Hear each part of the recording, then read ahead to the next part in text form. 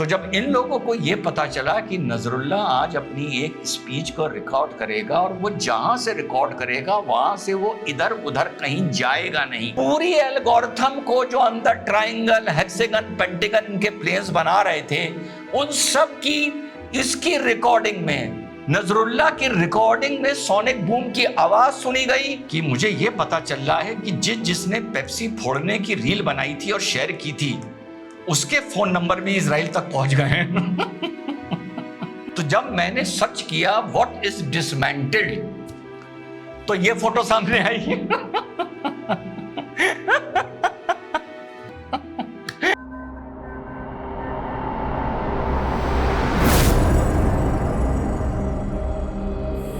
नमस्कार, सत श्री अकाल, अस्सलाम वालेकुम। कैसे हैं जनाब? फिर से बता रहा हूं, जिस वजह से और जिस तरीके से इसको इजराइल ने मार गिराया है, छोटा वीडियो है लेकिन वीडियो के एंड में बताऊंगा।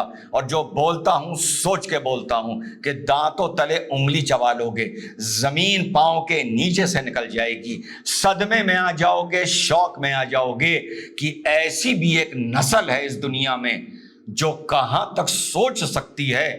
जहां अमेरिका की सोच खत्म होती है वहां इजराइल की अपने दुश्मनों के लिए सोच शुरू होती है।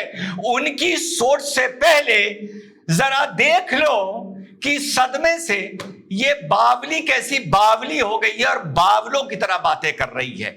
ये ड्रामा आप बहुत देख चुके होंगे। जाऊंगा कैसे मारा है इसको इजराइल ने। अब आगे चलने से पहले जरा बीबीसी उर्दू पकड़ के लाया हूं।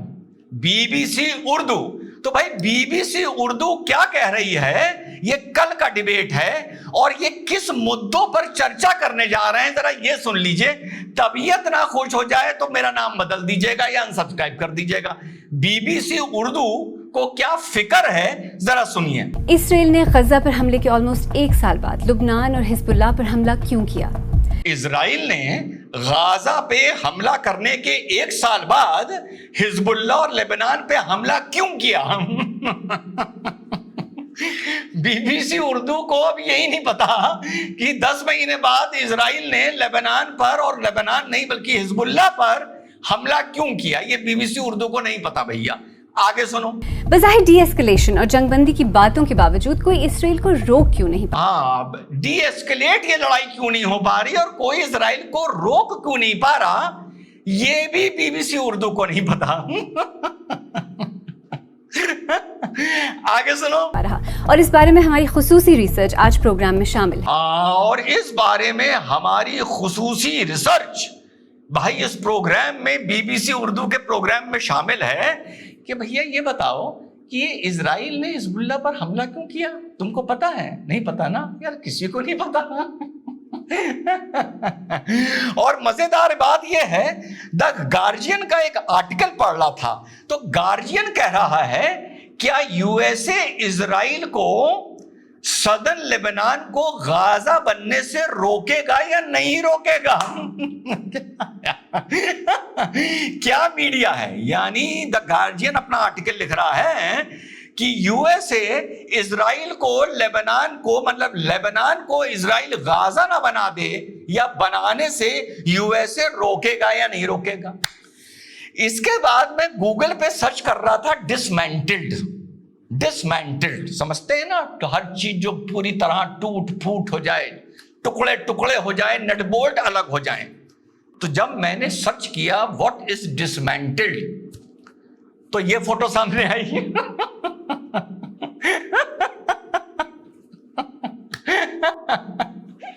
सब गए कौड़ियों के दाम। बहुत समस्या आ गई है इजराइल के दुश्मनों को, बहुत समस्या। और मेरे पास तो एक ऐसी जानकारी भी है कि मुझे यह पता चल रहा है कि जिसने पेप्सी फोड़ने की रील बनाई थी और शेयर की थी उसके फोन नंबर भी इजराइल तक पहुंच गए हैं।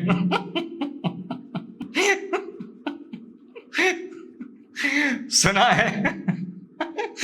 अगर फोन आएगा और हरा दबाओगे समझ गए? नहीं, परेशान ना हो, अभी उसके पास इतना टाइम नहीं है। वैसे चाहे तो वो ये भी कर सकता है, कहीं से भी मोबाइल लिस्ट निकलवा कर पता लगा सकता है कि पेप्सी फोड़ो रील किस किस ने बनाई थी। तो भैया अपने बस वीडियो को खत्म करता हूं, पर इतना बता दूं, इन्हें यह समझ में नहीं आ रहा कि जो हम पानी पी रहे हैं वो ठीक है या नहीं है। इन्हें यह समझ में नहीं आ रहा कि हमारा जो गार्ड है वो हमारा है या इजराइल का है। इन्हें यह समझ में नहीं आ रहा हम जिस गाड़ी में चल रहे हैं उसमें कोई टाइम बॉम्ब है या नहीं है। इन्हें यह समझ में नहीं आ रहा जो हम बोल रहे हैं वॉइस आइडेंटिफिकेशन से ये लोकेशन और ये आवाज़ इजराइल तक पहुंच रही है नहीं पहुंच रही है। इनको यह समझ में नहीं आ रहा हम जहाँ सो रहे हैं वहाँ ऊपर से आएगा बम या नीचे से आएगा। इन्हें यह नहीं पता। और अब वीडियो ख़त्म करूँगा। पता है कैसे मारा? नजरुल्लाह ने आज से 4-5 दिन पहले जो हमने भी कवर किया था, सबने कवर किया था, जब पेजर दगे और फटे थे, नजरुल्लाह ने अपना एक टेलीवाइज्ड प्रोग्राम अपलोड किया था। याद आ गया आप सबको? नजरुल्लाह ने जब पेजर फटे थे तो अपना एक टेलीवाइज्ड प्रोग्राम अपलोड किया था। ये जो अपलोड हुआ था, ये हुआ तो दिखाया तो रिकॉर्डिंग करके गया था, लेकिन इन लोगों ने ये सुनते हैं इजराइल के किसी मोल ने इजराइल को ये बता दिया कि वो रिकॉर्डिंग किस टाइम होगी। ये इन लोगों को पता चल जाता है। ये बड़ी ऑथेंटिक खबर दे रहा हूं। और भैया आप लोगों ने इससे पहले कौन से चैनल में सुनी हो मुझे नहीं पता, पर इसीलिए मैं 24 घंटे बाद ये वीडियो बना रहा हूं, क्योंकि मैं समझना चाह रहा था कि ये मारा कैसे है, ये इतनी सटीक लोकेशन कैसे मिली है कि 80 टन का 80 बंकर बस्टर बम मार दिए जो धरती के 10 मीटर 15 मीटर अंदर जाने के बाद फटते हैं। और पोस्टमार्टम तो नहीं होता खैर ऐसे देशों में। ये नजरुल्लाह को सुन रहे हैं, एक भी इंजरी नहीं थी, एक भी इंजरी, सिर्फ ब्लास्ट के ट्रॉमा से मर गया है। Maybe people are saying it was a cardiac arrest. ये तक सोर्सेज अंदर के बता रही हैं।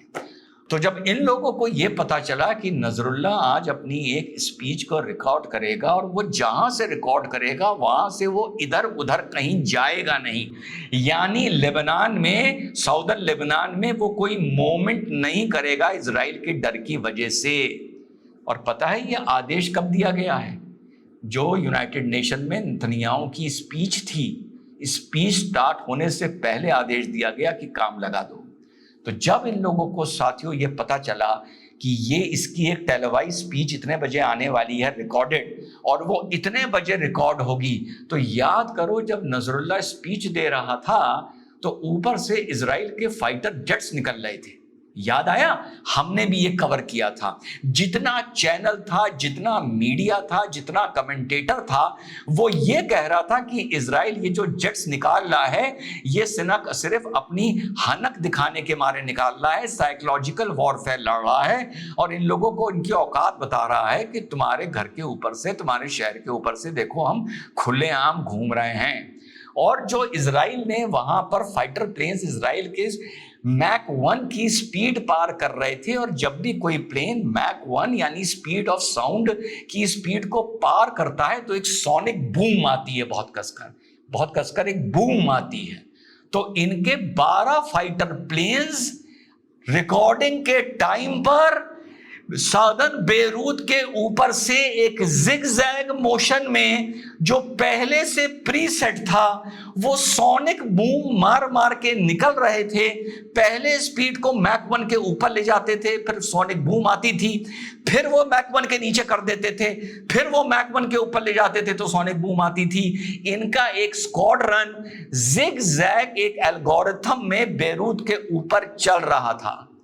जब वो टेलीवाइज स्पीच आती है तो इजराइल आर्टिफिशियल इंटेलिजेंस को यूज करके, और खुदा जाने, परमेश्वर जाने, भगवान जाने, गॉड जाने, जीसस जाने क्या टेक्नोलॉजी लगाकर उस सोनिक बूम की जो आवाज उसकी स्पीच में अलग अलग प्लेन से आई, सबकी सोनिक बूम का जो कोड था वो अलग था। जब वो सोनिक बूम मैक 1 की स्पीड पार करते थे तो उस जगह का वो जीपीएस नोट करते रहते थे। बाद में उस स्पीच को सुना गया, पूरी एल्गोरिथम को, जो अंदर ट्रायंगल, हेक्सागन, पेंटागन इनके प्लेन्स बना रहे थे, उन सब की इसकी रिकॉर्डिंग में नजरुल्लाह की रिकॉर्डिंग में सोनिक बूम की आवाज सुनी गई, उससे एक एआई की हेल्प से पैटर्न बनाया गया कि ये आदमी इन 5 बिल्डिंगों के नीचे बैठकर स्पीच दे रहा है।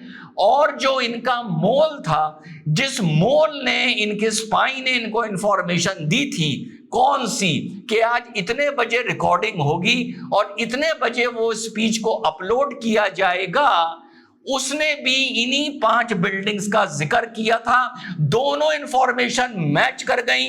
80 मिसाइल बंकर बस्टर बम के, जिसमें 1 टन का एक था, इस पर दाग दिए गए। जो सुनते हैं कि ये सिर्फ ट्रॉमा से मर गया, ट्रॉमा से, इसको एक भी इंजरी नहीं थी।